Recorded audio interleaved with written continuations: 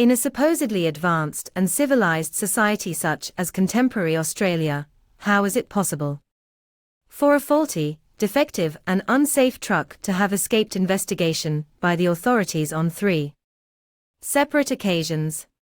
Especially when this truck caused an accident where 3 innocent members of the public were killed. These questions are not easily answered. Certainly not easy for the management of Australia Post to answer, the owner and operator of the truck in question. Certainly not easy for the Department of Public Prosecutions to answer, which declined to proceed with criminal charges against the truck driver in the courts, not once, but on 2 separate occasions. Certainly not easy for the New South Wales Coroner's Court to answer, which held an inquest into the deaths of the 3 persons killed in the accident, but deliberately terminated the inquest before ever investigating the truck. Perhaps that is why none of these Australian institutions have provided any answers. The net result: 3 innocent members of the public killed in a horrifying head-on collision.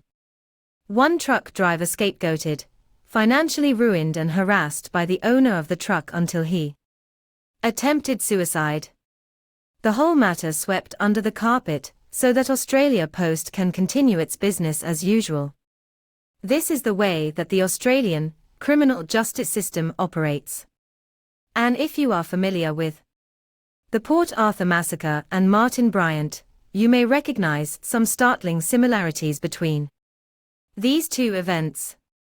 A few dead bodies and ruined lives are the costs of doing business and getting things done in Australia.